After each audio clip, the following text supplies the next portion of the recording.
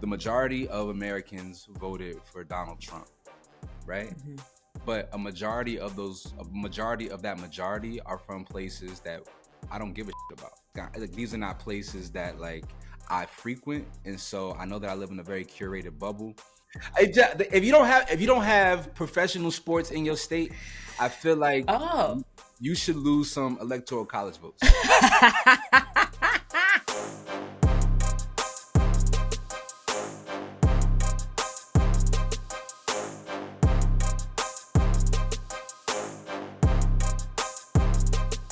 Bam, bam, bam, bam. Welcome to another episode of the Fumble. I'm your guy, Rodney Rakai Samaria Terry. It is very important for me to ask you this week of all weeks, how are you feeling?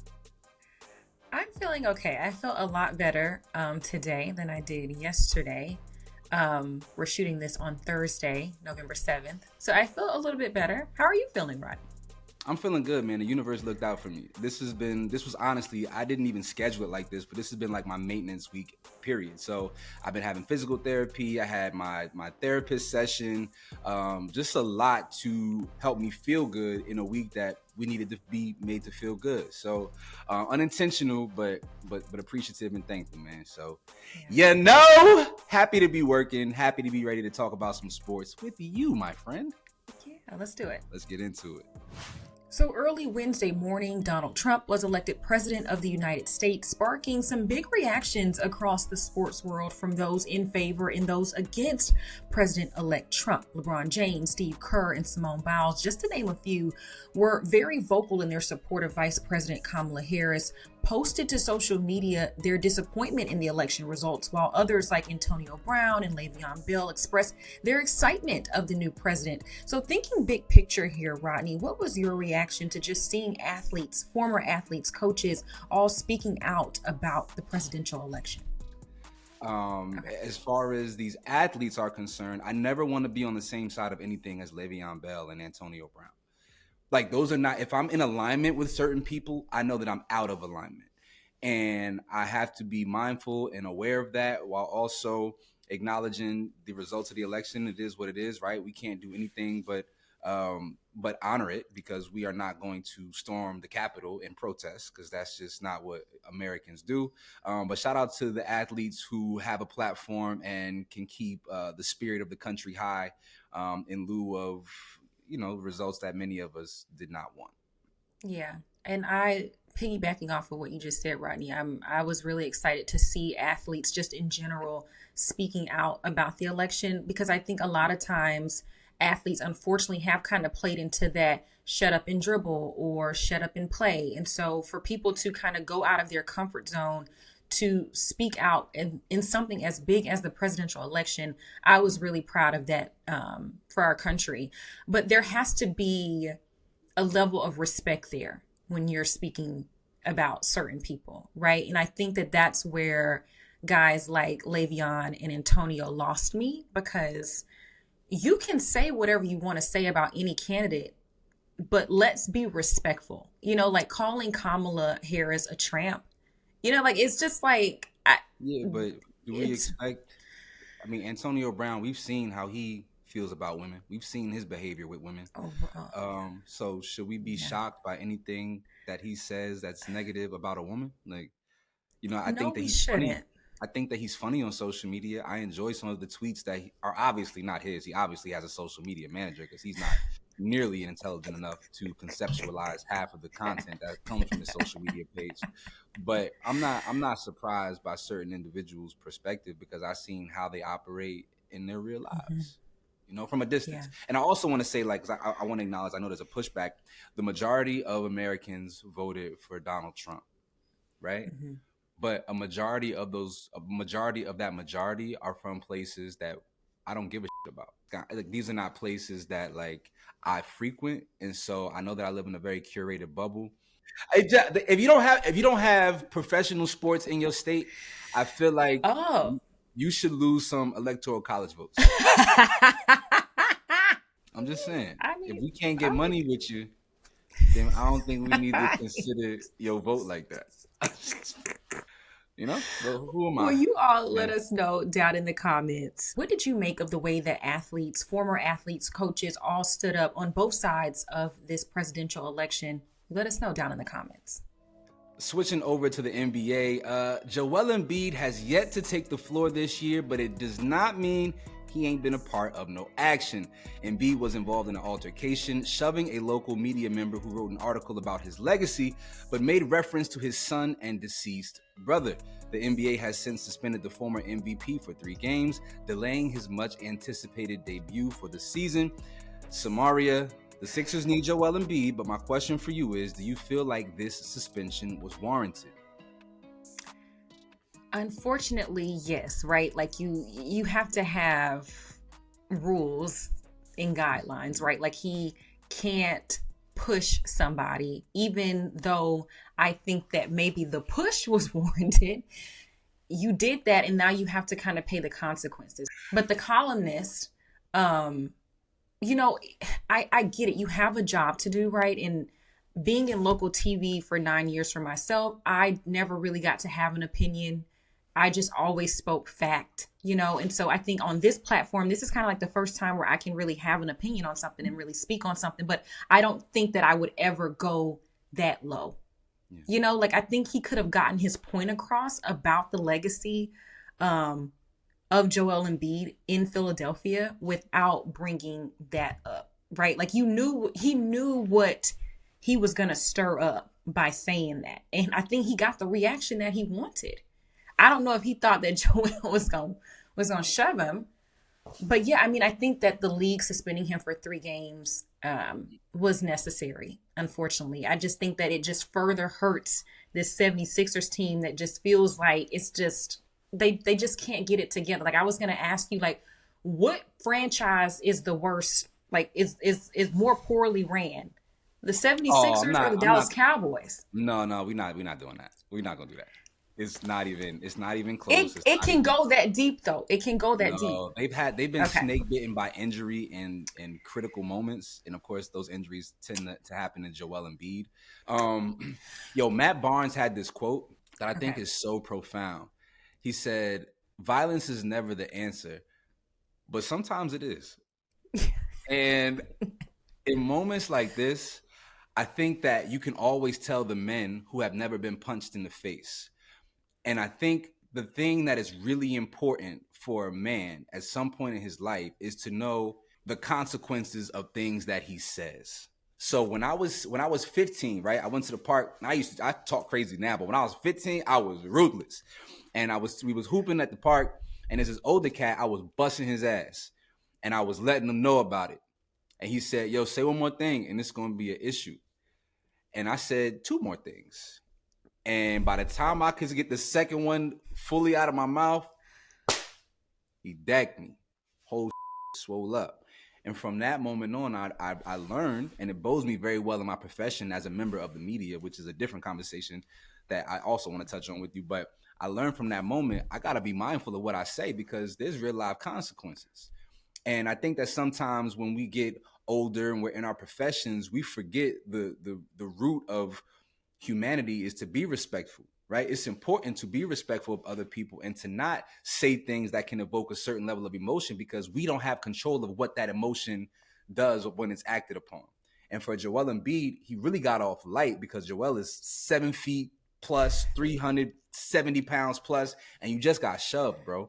Never mention somebody's dead brother. It's way out of bounds. It's way out of pocket. And I'm disappointed that he was even given a pass to be a member of the media on Saturday after Joel Embiid had already said that he felt some kind of way about the article that had previously been published. So a lot of people are at fault for this situation, including the Sixers brass. Yeah, and unfortunately, that would have been a big story too if they had stopped that columnist from coming to the game. That would have been just another can of worms that you opened up. But I can see how frustrated the fan base in Philly, the media members maybe, are with Joel's production or lack thereof, or maybe not production, because when he's on the floor, he's great, but he just got to get there, the injuries and all of the things. So I can see why they would be frustrated or why maybe he felt compelled to say anything in this column. But again, you can't go that low. So I feel like we So, agree on that. But and just hearing from certain people in the city of Philadelphia, Mark Lamont Hill, they expressed that this particular columnist is notorious for saying trash things and for okay. having trash Okay. takes. So Yeah. this is somebody who a lot of people in the city of Philadelphia feel a strong way about and feel like he's a perpetual line stepper. So this is just the first time that he's been held accountable to this degree. And I think that's why the suspension probably was so light, because the relationship between players and media is vitally important for the existence of the NBA. The media Yeah. are the ones that create the story and storylines that help the NBA, gain new audiences and gain new eyeballs, but also navigate these media deals and media rights. And so, for an infraction to happen between an athlete and a member of the media, and it's only a light 3 games, lets you know that somebody out there also felt like this particular columnist was out of bounds, out of pocket. And I think a 3-game suspension in lieu of what this could mean for the relationship that is so vital to the league, because this suspension was so short, I think it's indicative that they also knew that Joel Embiid was probably a lot more in the right.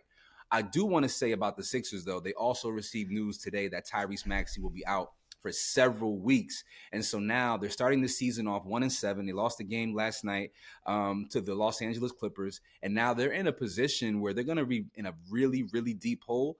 And there's a chance that we may see the Sixers, who many people had as a dark horse to be in the NBA Finals, actually a team that's in the play-in game. And that'll be interesting. They're going to be a pain in the ass for a higher seed in the Eastern Conference dealing with come playoff time.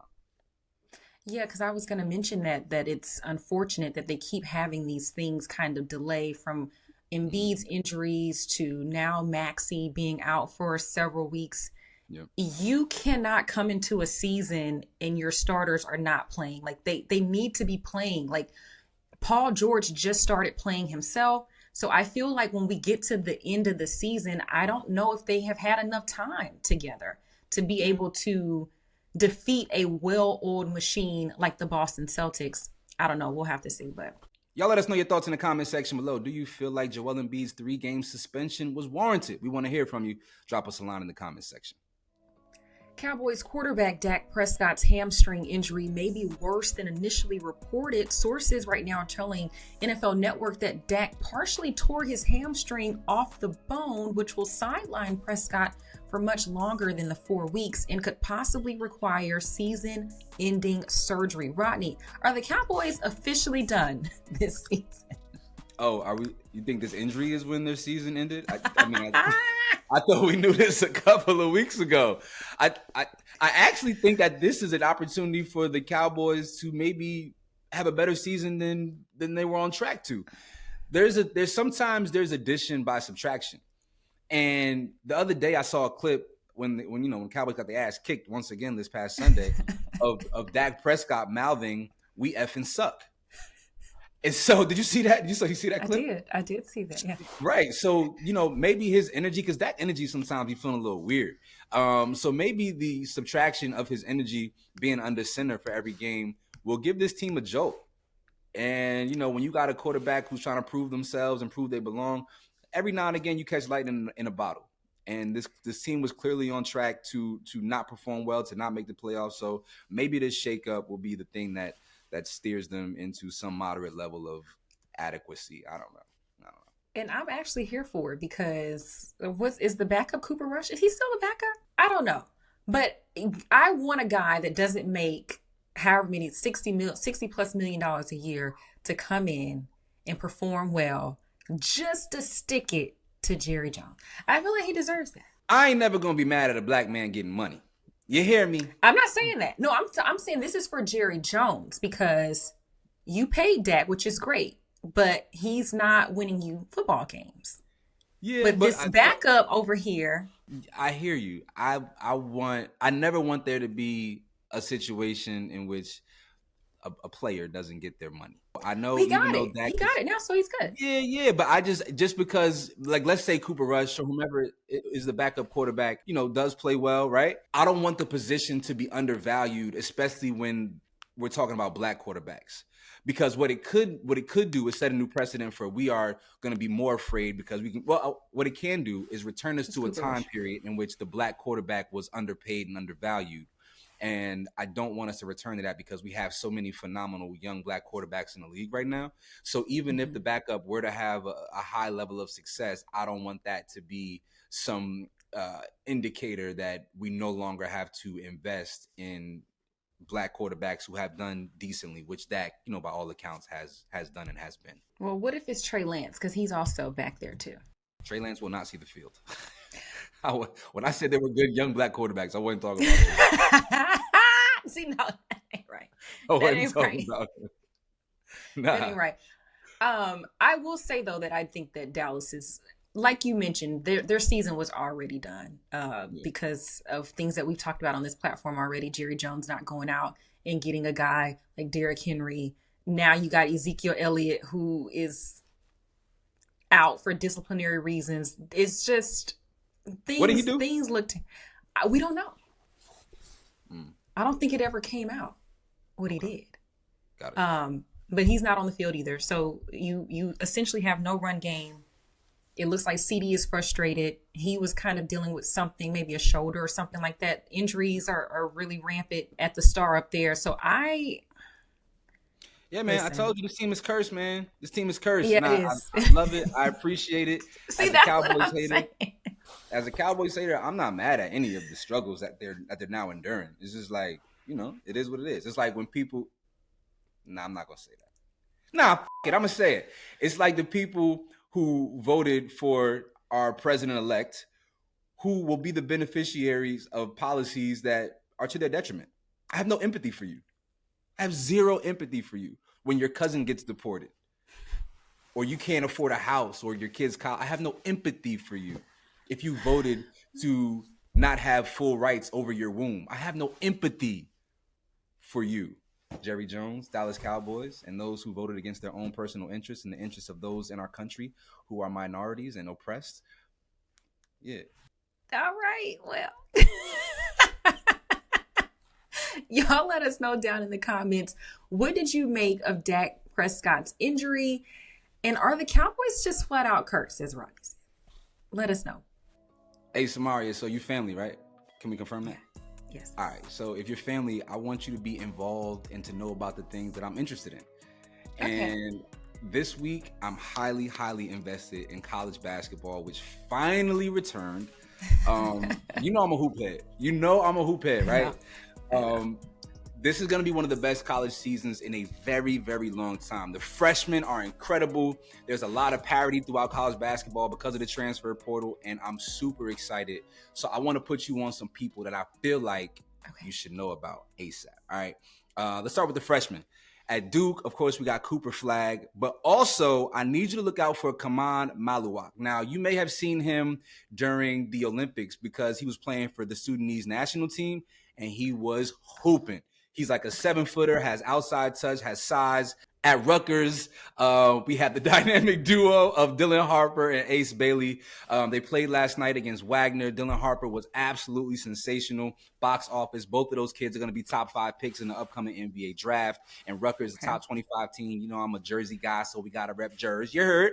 Out in Arkansas, Boogie Flan has looked really good as John Calipari's newest Ferrari.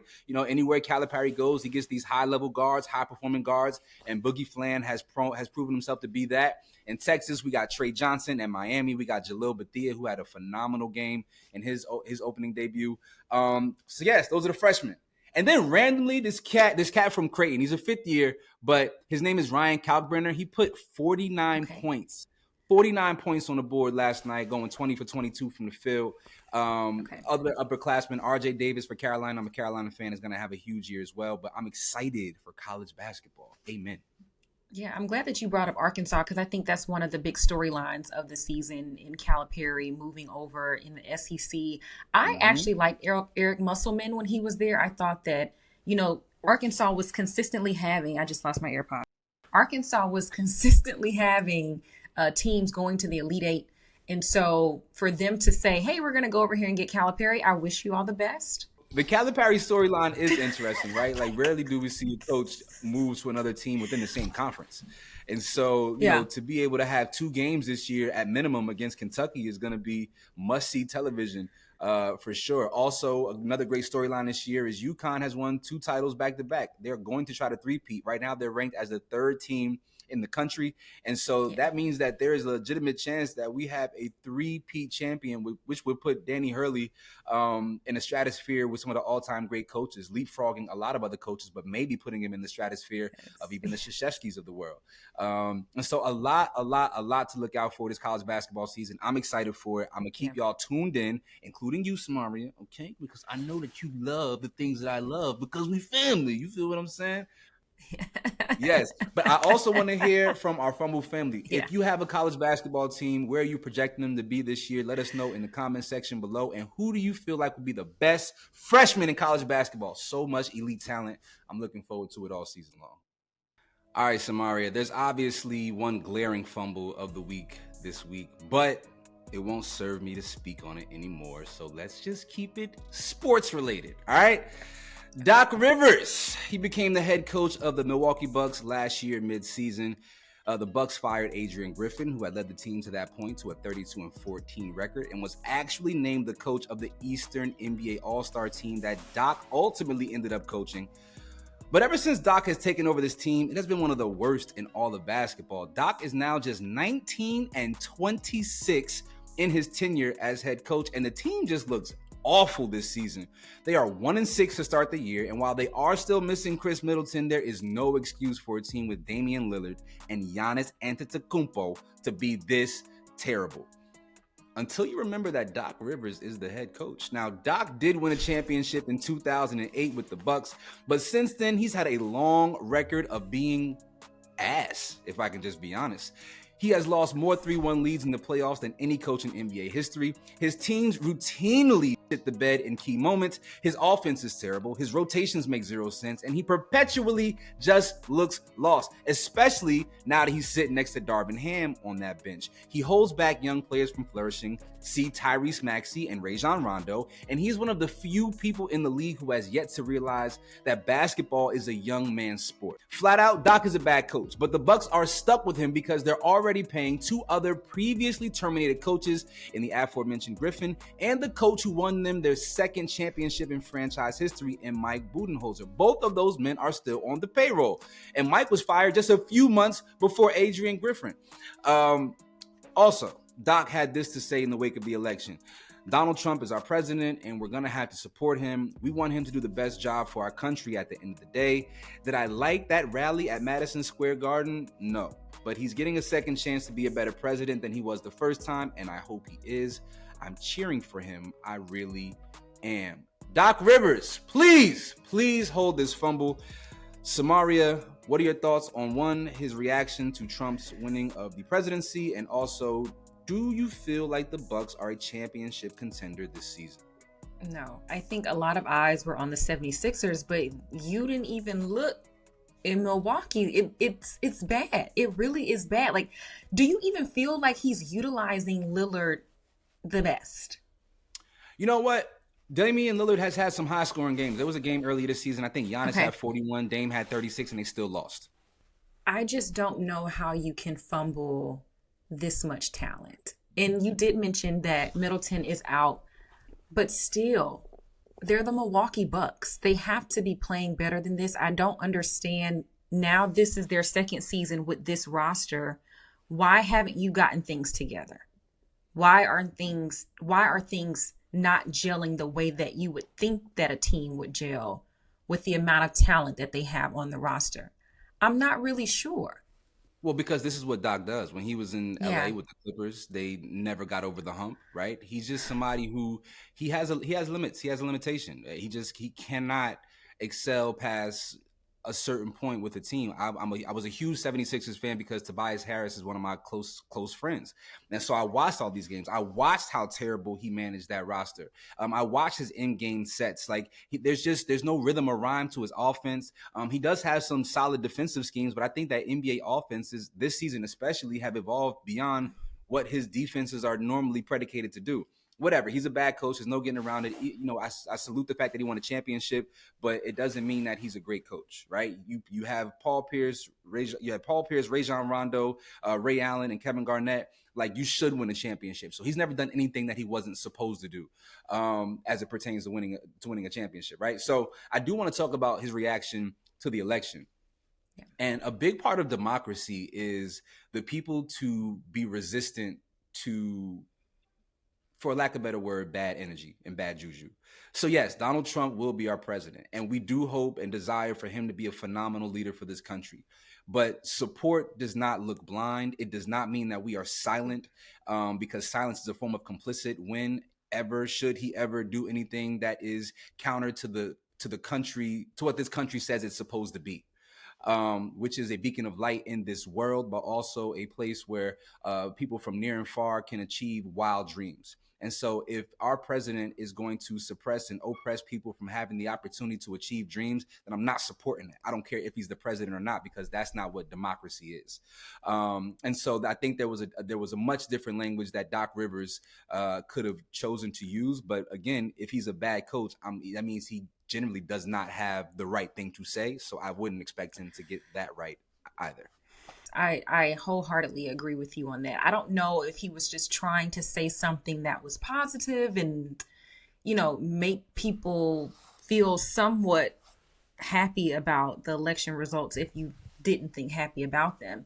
But like you said, it can't just be a blind support. We can't just sit back, or people shouldn't sit back and just support someone because they're the president. Like, you're right. Like, you have to kind of step up and have some sort of pushback, especially with someone like Donald Trump. So I don't really know what Doc Rivers was trying to say. Maybe he'll come back and clarify.